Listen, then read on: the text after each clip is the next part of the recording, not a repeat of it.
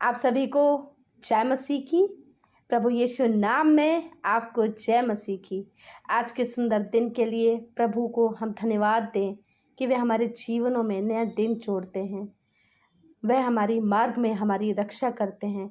वे हमें सफलता देते हैं और हम पर अपना चित्त सदैव बनाए रखते हैं, अपनी उपस्थिति देते हैं। इसके लिए परमेश्वर को हम धन्यवाद दें।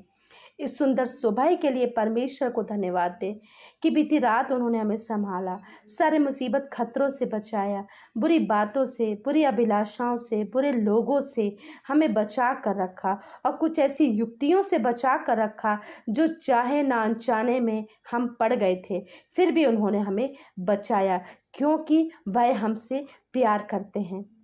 वह हमारे जीवन का आधार हैं। ऐसे परमेश्वर को हम लाखों लाख धन्यवाद दें। आइए प्रियो, आज हम देखेंगे परमेश्वर हमारे जीवन का आधार हैं, क्योंकि बिना परमेश्वर के हम कुछ नहीं कर सकते। हम जानते हैं इस बात को, हम अच्छी तरीके से जानते हैं कि बिना परमेश्वर के प्रियो हम कुछ नहीं कर सकते हैं। उनकी इच्छा के बिना हम कुछ नहीं कर सकते हैं, क्योंकि हमें जो मदद और सहायता मिलती है, मुझे सहायता कहाँ से मिलती है? मुझे सहायता यहोवा की ओर से मिलती है, जो आकाश और पृथ्वी का करता है। वह हमें ना तो दिन को धूप से, ना तो रात को चांदनी से हमारी कोई हानि देगा, और ना ही हमें विपत्ति में पड़ने देगा, और ना ही वह हमें बुराइयों में पड़ने देगा।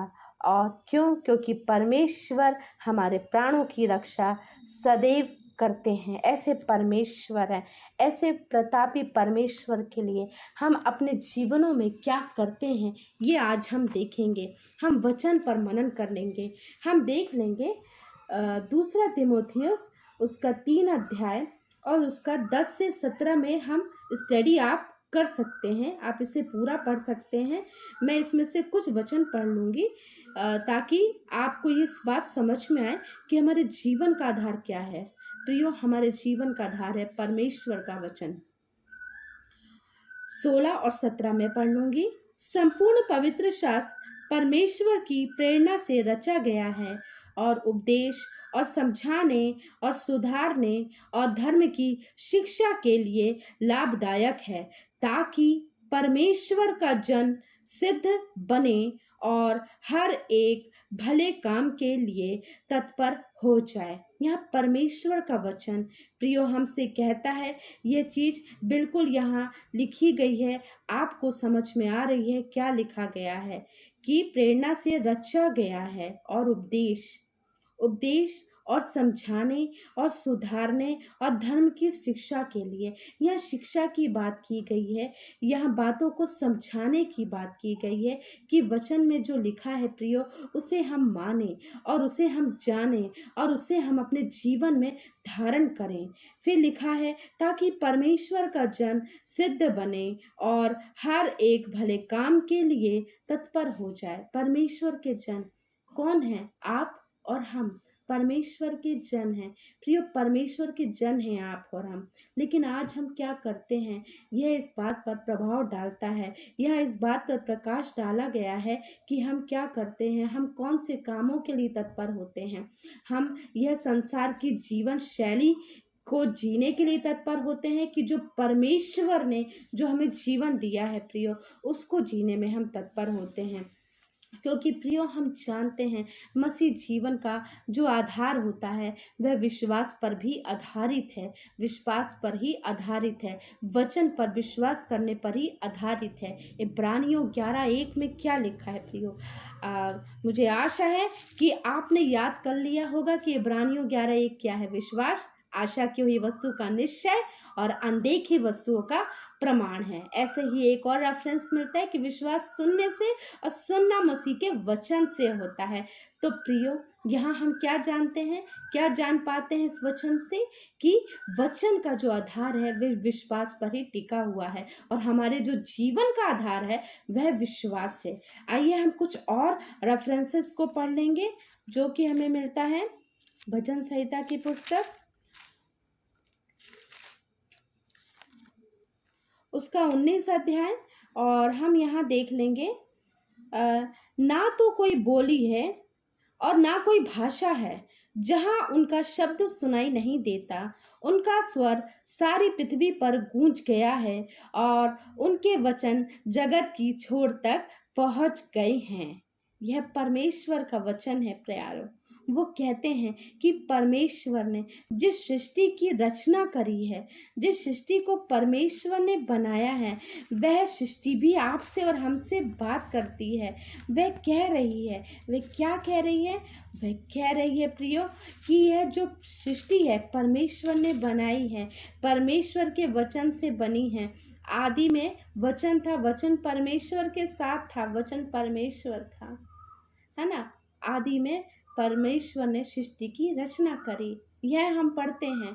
आदि में परमेश्वर ने सृष्टि की रचना करी। कैसे करी? बोल के करी प्रियो, बोल के करी। उन्होंने बोला उजियाला हो, उजियाला हो गया। यह है वचन की सामर्थ्य। आपके बोलने में क्या सामर्थ्य है, यह हमें ध्यान रखना है। अब हम देख लेंगे नीति वचन की पुस्तक, उसका 30वां अध्याय, 30 मतलब 30वां अध्याय, उसका 5 पद हम पढ़ लेंगे, देखेंगे, जहाँ इस प्रकार से लिखा है, परमेश्वर का एक एक वचन ताया हुआ है, वह अपने शरणागतों की ढाल ठहरा है।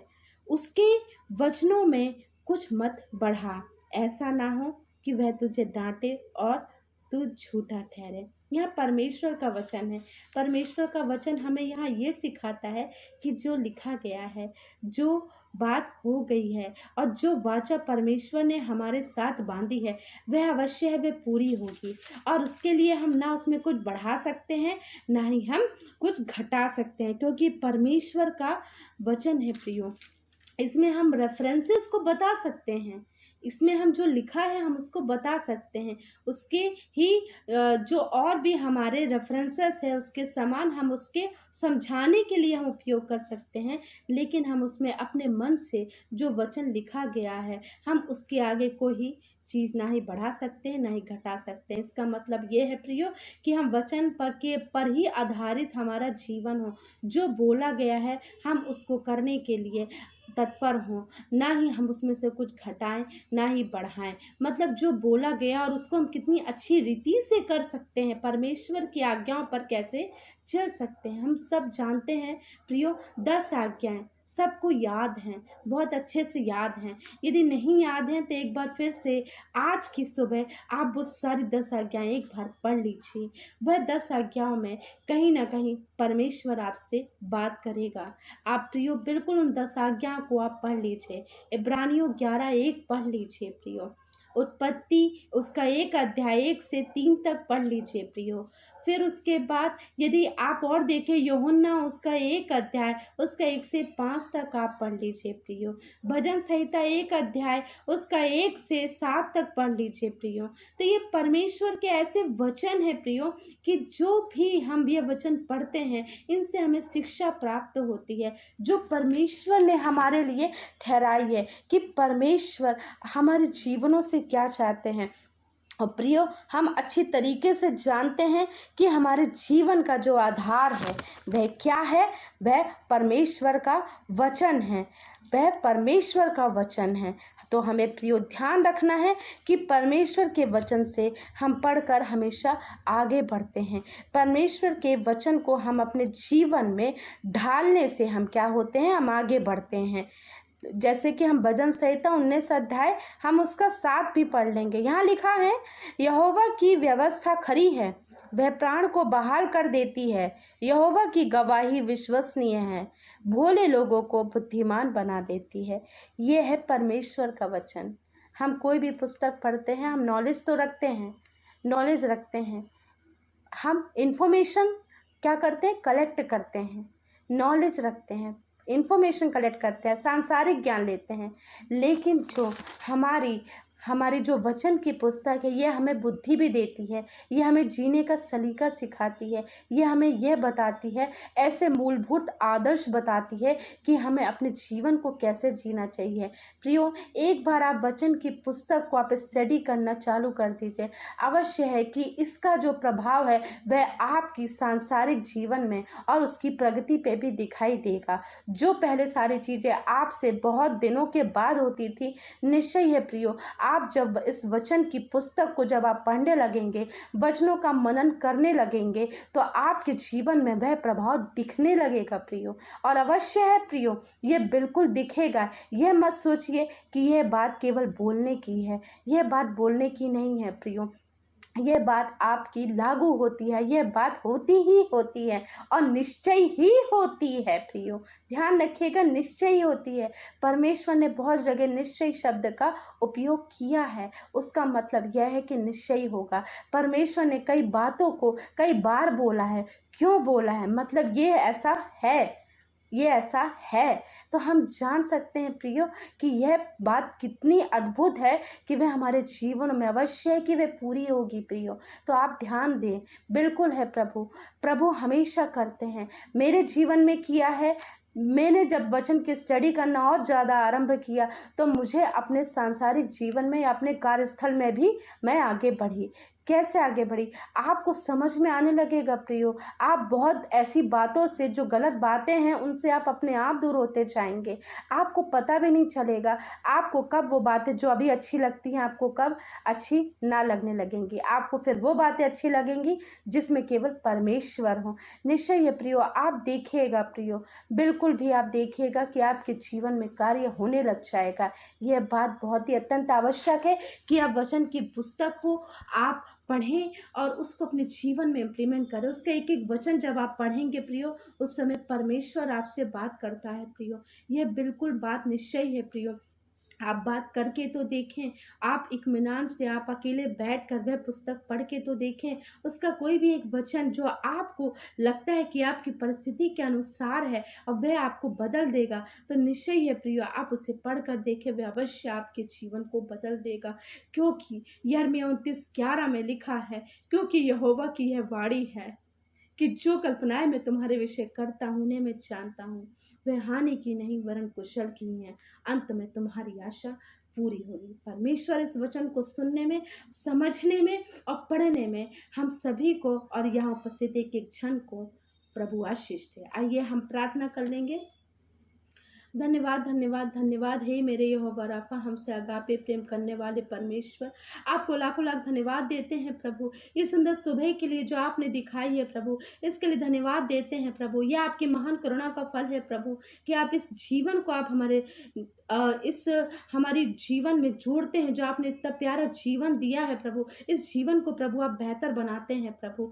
आप यह बेहतर बनाते हैं प्रभु, वचन से बेहतर बनाते हैं प्रभु, जो आपने हमें जो वचन दिया है प्रभु। क्योंकि हमारे जीवन का जीने का जो आधार है प्रभु, यह आपका वचन है प्रभु। यहाँ उपस्थित एक एक जन को प्रभु आपके हाथों में सौंप देती हूँ प्रभु। हर एक के लिए प्रभु बोलिए और उनसे बातचीत कीजिए प्रभु, अपनी बातों को रिवील कर दीजिए प्रभु। आप आज इनसे क्या बात करना चाहते हैं प्रभु, इनको बता दीजिए प्रभु कि इनके लिए कौन सा वचन है प्रभु। ये अपने जीवन में प्रभु उस वचन को धारण करने वाले हो सके प्रभु, वचन की घोषणा करने वाले हो सके प्रभु, अपने जीवन शैली को उसी प्रकार जीने वाले हो सके प्रभु जैसा आप चाहते हैं। क्योंकि आपने बोला है प्रभु, जो मेरी देसी चाल चलता है वह मेरा ही पुत्र कहलाएगा, वह मसीह की सी चाल चलता है प्रभु। हम ना ही केवल प्रभु नाम के लिए इस बात को रखने वाले हो सके प्रभु, जबकि अपने जीवन को भी धारण करने वाले हो सके प्रभु। क्योंकि जीवन में जब कोई चीज़ प्रभु धारण होती है प्रभु, तो आप उस बातों को प्रभु प्रसन्न होते हैं प्रभु।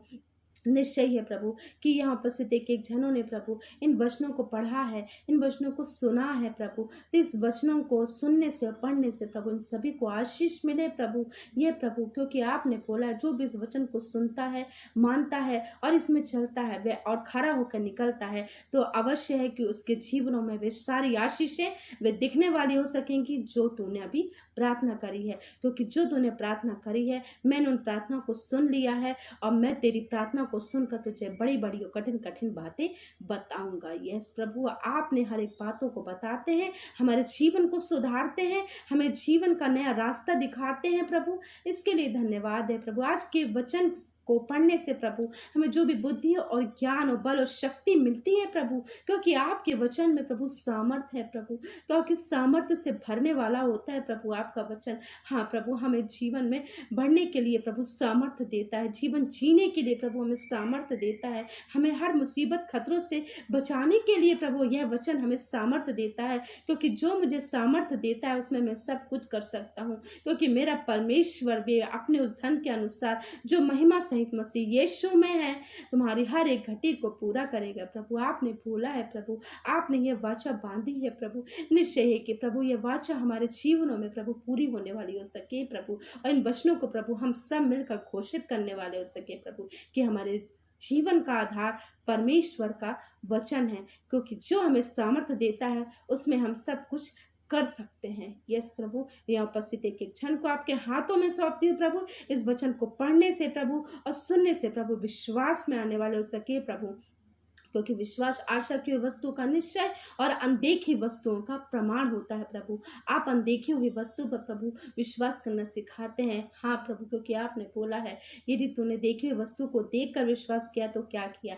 यदि तुम उन पर विश्वास करता हूँ जो बातें केवल तूने सुनी हैं, और सुनने मात्र से यदि तूने विश्वास किया है तो तेरा जीवन धन्य हो जाएगा, और तेरे सारे जीवन के वह रास्ते जो भी बंद हैं वह खुलने वाले हो सकेंगे प्रभु। क्योंकि आपने बोला है प्रकाशित वाक्य में प्रभु, क्योंकि जो द्वार मैं खोलूंगा, 3 अध्याय में, जो द्वार मैं खोलूंगा तेरे लिए, जो मार्ग में तेरे लिए खोलूंगा, मार्ग में जो तेरे लिए द्वार खोलूंगा उसे कोई भी मनुष्य बंद करने ना पाएगा। यस प्रभु, आपने इतना प्यारा वादा किया है प्रभु, हम सब इस पर विश्वास करते हैं प्रभु, और आगे भी हम अपने जीवन में इस बात का विश्वास करते हैं कि आप हमारे जीवन में, आप हमारे साथ हैं, हम उपस्थिति हमें आप देते हैं प्रभु। हम चाहे कैसे भी हैं प्रभु, या हम कहीं से बुराई में लिप्त हैं प्रभु, या किसी भी प्रकार की कुछ भी कैसी भी परिस्थिति में लिप्त हैं प्रभु, उससे फर्क नहीं पड़ता, क्योंकि आपने तो हमें प्रभु प्यार किया है, आपने तो हमें अपना बेटा और बेटी माना है प्रभु। हम चाहे कैसी भी हैं प्रभु, लेकिन आपने हमें हमेशा हमारा ध्यान रखा है प्रभु। एक एक जन से बोलिए, बातचीत कीजिए प्रभु, कि उनके जीवनों से आप क्या चाहते हैं प्रभु, क्योंकि हम सब जानते हैं प्रभु, क्योंकि यह जो जीवन है प्रभु, हमारा जो जीवन है प्रभु केवल आपके नाम की महिमा करने के लिए हो सके प्रभु। एक एक को उठाइए प्रभु, एक एक को समझाइए प्रभु, और एक एक को प्रभु अपने जीवन में प्रभु वे आगे बढ़ के केवल आपके नाम की महिमा करने वाले हो सके प्रभु, और एक एक को प्रभु उपयोग कीजिए प्रभु। ऐसी प्रार्थना है प्रभु। आज की सुबह प्रभु यहाँ उपस्थित एक एक क्षण को फिर से आपके हाथों पे रखते हैं प्रभु, सभी के कार्य सफल हो प्रभु, और जो जिस काम के लिए गए थे उसमें प्रभु उनको सफलता मिलने वाली हो सके प्रभु। सारे प्रोसेस को आपके हाथों पे रखते हैं प्रभु, और किसी भी प्रकार से प्रभु यदि कोई भी व्यक्ति को लग रहा था कि वह बीमार है, लेकिन प्रभु सारी रिपोर्ट्स आपके नाम से प्रभु, यीशु नाम से वह नॉर्मल आने वाली हो सके प्रभु, कि कुछ भी नहीं हुआ है, सब कुछ अच्छा है प्रभु। जो डॉक्टर्स को दिखाने गए थे प्रभु उनके लिए भी प्रभु ये मांगती हूँ प्रभु, कि जो जिस चिंता से गए थे प्रभु वह चिंता मुक्त होकर वहीं आने वाले हो सके प्रभु, और हर एक बार में केवल आपके नाम को धन्यवाद धन्यवाद देने वाले हो सके प्रभु। ऐसा हम सबका जीवन हो, क्योंकि आप हमारी चिंता करते हैं। आपने बोला है अपना सारा ध्यान, अपनी सारी चिंता मुझ पर डाल दो, क्योंकि मुझे तुम्हारा ध्यान है, मैं तुम्हारे लिए अवश्य है मार्ग निकालूंगा, क्योंकि मैं ना तुझे कभी छोड़ूंगा और ना ही कभी त्यागूंगा। ऐसे महान परमेश्वर को हम लाखों लाख धन्यवाद देते हैं प्रभु परमेश्वर। आज सारी बातों में प्रभु आप बढ़े और हम घटे, सारा आदर महिमा देते हुए इस प्रार्थना को मसीह यीशु नासरी के नाम से मांगते हैं। सुनिए, दया से कबूल कीजिए। आमीन आमीन आमीन।